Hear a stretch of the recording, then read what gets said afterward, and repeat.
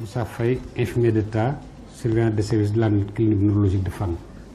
La clinique neurologique est composée de presque 3 unités. La consultation externe, là où les malades passent quand ils viennent, ou bien quand ils sont référés. Ensuite, vous avez l'hospitalisation qui est composée de 3 unités. L'unité A, dirigée par une infirmière d'État nommée Madame Aou, où on compte 6 lits. 6 lits. Dans chaque lit, il y a 5 malades. Au niveau de l'unité B, dirigée par Madame Ndiaye, Adama Keita, on a 2 salles de 5 malades et 14 cabines. Plus maintenant la réanimation, dirigée par Madame Bousso Mbayang Fall, où on a 6 lits pour la réanimation proprement dite, plus 4 lits pour la postérieure.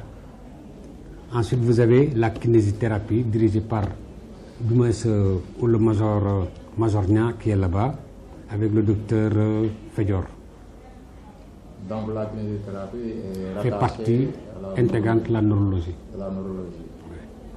Ensuite, vous avez la neurophysiologie où on fait l'EMG, plus ou bien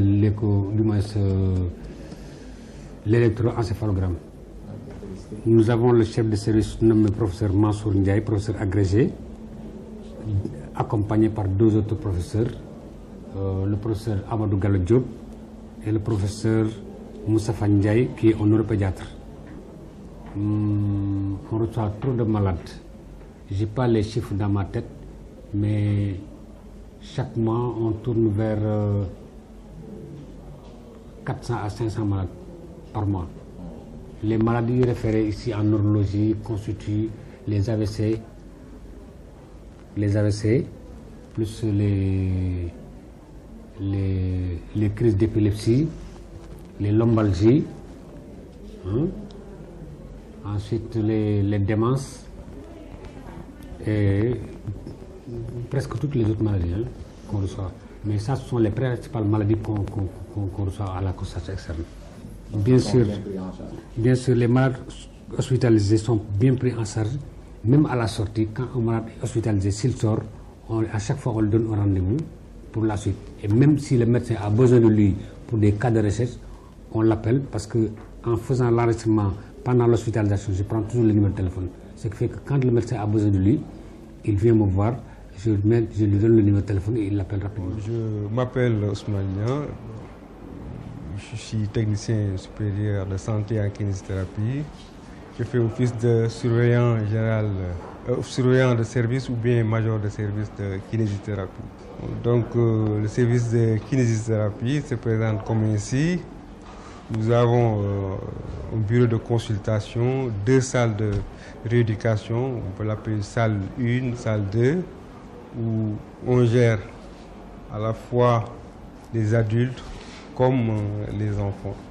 Donc le matériel de travail n'est pas tellement l'outil. Nous avons en électrothérapie d'abord, on appelle en physiothérapie, matériel de TENS qu'on appelle électrothérapie en miniature. Nous avons également des infrarouges, ça rentre dans la physiothérapie. Nous avons des biotes, nous avons des bacs à glace. Et puis, en d'autres termes, nous avons la mécanothérapie pour le renforcement ou la tonification musculaire, surtout quand on sait qu'on a un problème de rééducation physique, sur des gens qui ont des déficits moteurs. Notre travail consiste généralement à la prise en charge des différentes pathologies, surtout neurologiques, 80%.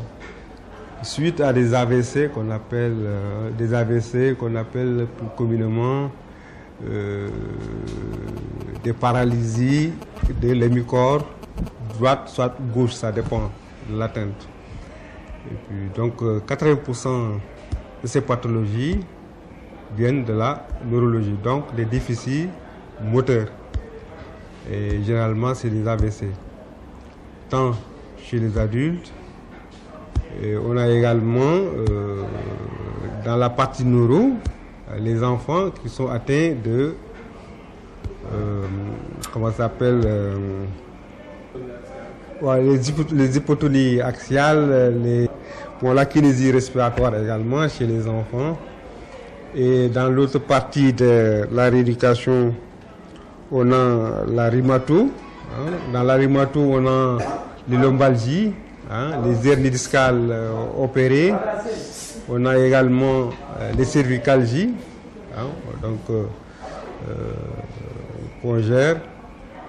Et le reste du pourcentage, on peut considérer à 2% la traumatologie et l'orthopédie. Bon, pour ces deux services spécifiques, ça c'est la prise en charge interne. Ça, ce que je viens de décrire, c'est la prise en charge ambulatoire, c'est-à-dire que les patients qui viennent à titre externe. Mais pour les malades hospitalisés, on a la neurologie d'abord. Où les malades sont hospitalisés, où on les prend quotidiennement au chevet du lit du malade. Donc, c'est également valable pour la neurochirurgie, où les gens, où certains patients sont opérés différentes hernies discales, hernies cervicales, etc. Donc, où on les prend également à leur chevet au niveau des services. Voilà, donc compte tenu de la demande qui est assez forte d'ailleurs, donc peut-être qu'on a une bonne publicité au point de vue traitement, on essaie de répartir le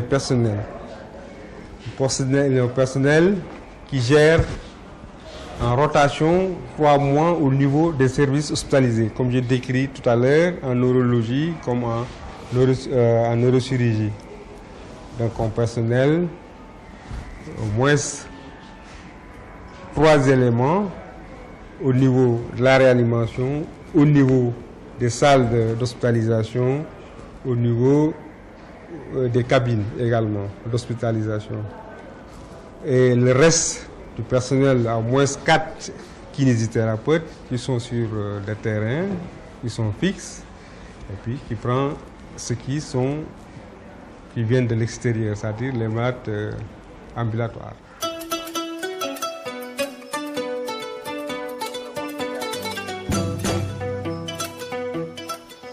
Merci, moi je suis le professeur Issa Cherniaï, je suis otorhinolaryngologiste au service d'oreille de l'hôpital de Fann et je suis l'adjoint du chef de service, en l'occurrence du professeur El Hadj Malick Diop. Écoutez, le service d'oreille de l'hôpital de Fann est un nouveau service inauguré il n'y a pas longtemps et nous y sommes depuis le mois d'octobre 2009. C'est un service qui est composé de plusieurs parties.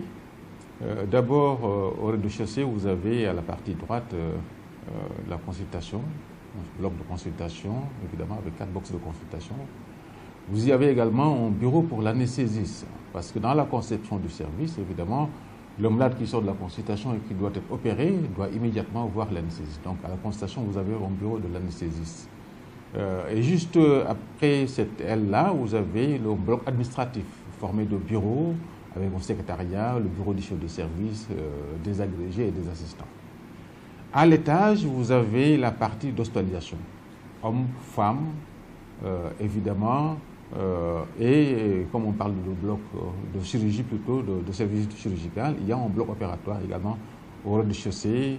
C'est un peu la partie horizontale du T.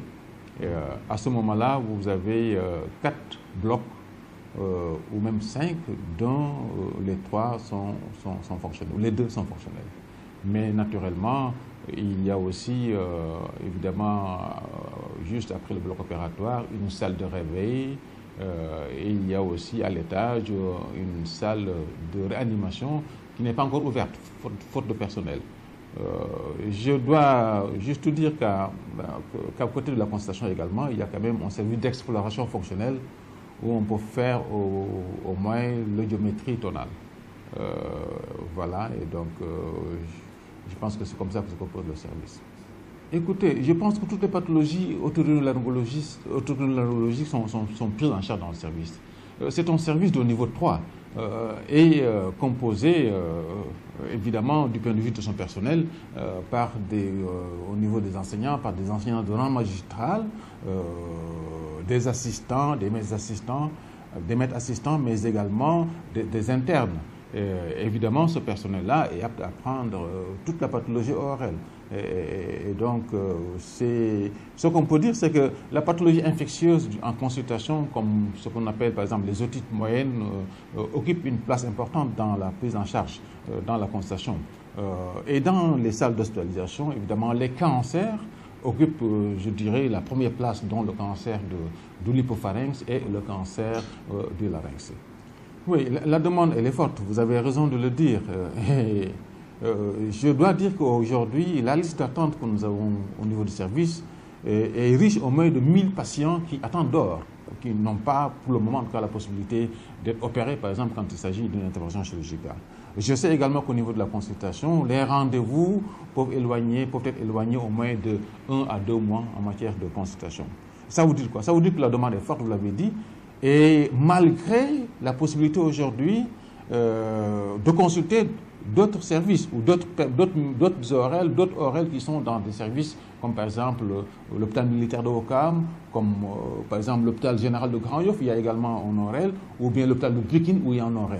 Et puis aussi la diversité dans les régions. Mais malgré ça, il y a quand même encore une forte demande au niveau de l'otorhinolaryngologie. Et je dois dire ici que cette forte demande-là doit être, pour être épongée, doit avoir un répondant sur le plan, par exemple, des consommables. Parce que vous savez aussi, l'autre jour, on a discuté avec le directeur de l'hôpital, quand il y a un problème au niveau des consommables et que, par exemple, une matinée opératoire ou bien une semaine opératoire qui devait être, par exemple, effectuée à 100%, n'est effectuée qu'à 50%, évidemment, le reste des malades sera opéré la semaine suivante et la liste d'attente ne pourra pas bouger.